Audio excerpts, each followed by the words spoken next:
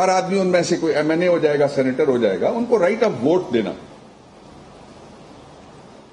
اس پہ جو حکومت کا موقف تھا وہ یہ تھا کہ بہت تاخیر پہلے ہی ہو چکی ہے اور 4 مختلف آرڈرز ہیں سپریم کورٹ آف پاکستان کے الیکٹرل ریفارمز کے حوالے سے اور خاص طور پہ بیرون ملک مقیم پاکستانیوں کو رائٹ آف ووٹ دینے کے حوالے سے, جن پہ عمل درآمد کیا ہے ہم نے. پھر آپ سب نے دیکھا کہ پارلیمنٹ میں اسپیکر کے دفتر کا بائیکاٹ کس نے کیا, یہ پہلی اپوزیشن ہے. پارلیمنٹ میں ڈپٹی اسپیکر کا بائیکاٹ کس نے کیا, یہ پہلی اپوزیشن ہے.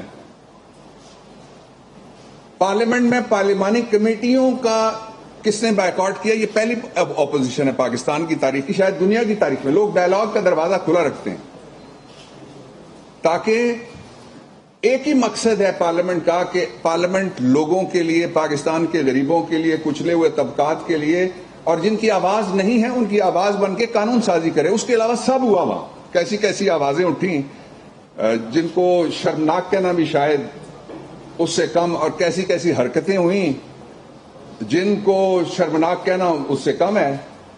کوئی اور لفظ اسٹرانگ اس کے لیے ایجاد نہیں ہو سکتا. تو اس حال میں اپوزیشن نے جس دن لیجسلیشن ہوئی, 21 دن پاس ہوئے جس دن بل قانون سازی کے مختلف انسٹرومنٹس, آپ سب نے دیکھا کہ ہم نے رولز کے مطابق جو کمیٹی سے ہو کے آئے تھے بل وہ, اور جہاں رول سسپینڈ کرنے کی ضرورت تھی موشن پیش کی. ہر بل کے ساتھ موشن لگی ہوئی تھی اور ہر موشن پہ ووٹنگ ہوئی. ووٹنگ کے ذریعے سے پھر موشن پاس ہوئی, اس کے بعد قانون پہ بھی ووٹنگ ہوئی اور قانون بھی جو تھے وہ پاس ہوئے. اس دوران اپوزیشن نے 3 دفعہ کورم کی نشاندہی کی.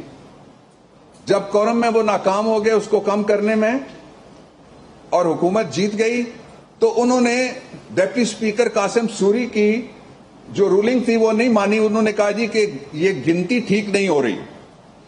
پھر دونوں طرف کے ممبرز کو کھڑے کر کے کاؤنٹ کیا گیا, ری کاؤنٹ جس کو کہا جا سکتا ہے, وہ کیا گیا.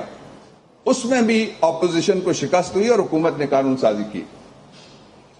اس کے حوالے سے اور اس کے ساتھ ہی جو الیکٹرانک ووٹنگ مشین ہے اس پہ حکومت اس لیے سنجیدہ ہے کہ دوسری اپوزیشن جماعتیں سنجیدہ نہیں ہیں. پاکستان میں سٹیٹس کو, ای وی ایم کو روکنا چاہتا ہے. پاکستان میں جنہوں نے 30-30, 25-25, 35-35 ہزار جعلی ووٹ بنائے ہوئے ہیں اپنے حلقوں میں, وہ ای وی ایم سے خوف زدہ ہیں. الیکٹرانک ووٹنگ آنے کے بعد ہو ہی نہیں سکتا کہ کسی قسم کی دھاندلی ہو. آپ کے پڑوس میں بھارت ہے اور یہ لطف کی بات یہ ہے کہ جتنے بھی اعتراضات انہوں نے کیے کسی نے بل نہیں پڑھا. آخری دن جو جس میں دونوں بل آئے, الیکٹرل ریفارمز کا بھی اور ای وی ایم اور بیرون ملک مقیم پاکستانیوں کے رائٹ آف ووٹ کا, تو ایک جماعت جو تھی اپوزیشن کی, دوسری بڑی جماعت, اس کے ممبر نے کہا میں بائیکاٹ کرتا ہوں.